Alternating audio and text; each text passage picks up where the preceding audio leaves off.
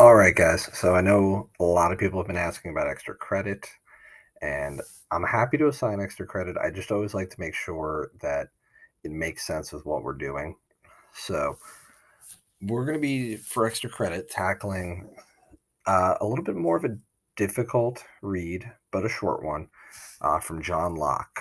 John Locke was a Enlightenment thinker during the mid 1600s to the beginning of the 1700s, and his work heavily influenced revolutionary thinkers 70 years 70, 80 years later. So we're going to be looking at a short excerpt from his most influential book, which was two treatises on government. Side note, try saying treatises over and over again. It's crazy. We're going to be looking at the chapter that he wrote on slavery, and it's really interesting, in my opinion, how he viewed slavery and how it interacted with things like freedom and liberty, and just property rights, things like that, that he was really well known for. So this is going to be a little more of a difficult read. He wrote this in 1689, and we're going to be doing it through a program called Perusall, which I love, but I am a big nerd.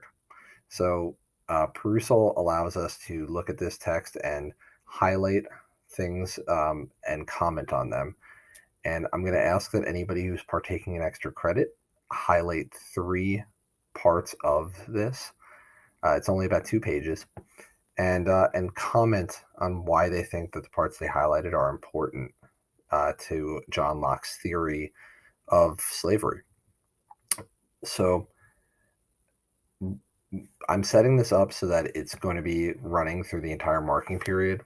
And the point of that is so that you don't have to do this all at once. I want people to kind of read a piece of it, make some comments, and then come back later, read another piece of it. I think that that's a really good way to kind of cover this as opposed to just trying to do it all at once and read all of this like old timey English stuff. We can also reply to other people's comments. So if somebody is maybe saying, "Hey, I don't get this part. I don't understand what John Locke is saying when he talks about this part," we can comment, we can reply to each other's comments because maybe somebody else does understand it.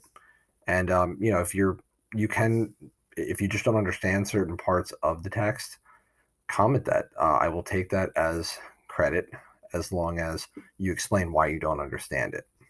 You can't just say I don't get any of this and get credit. Sorry. Um, so yeah, so we're gonna be using this.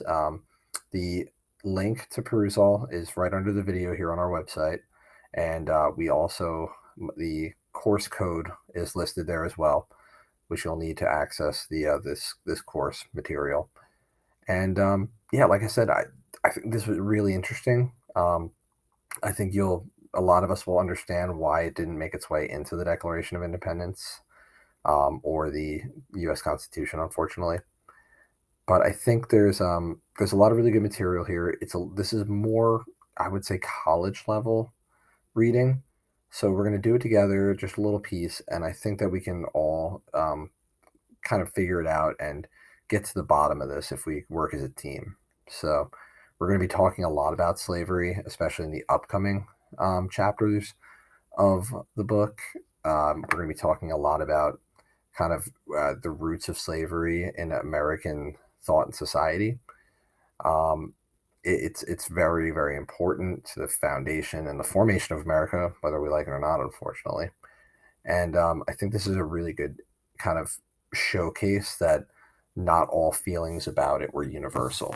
So I'm looking forward to seeing some of the comments. I'm looking forward to seeing some of the discussions. And I hope that everyone jumps in on this.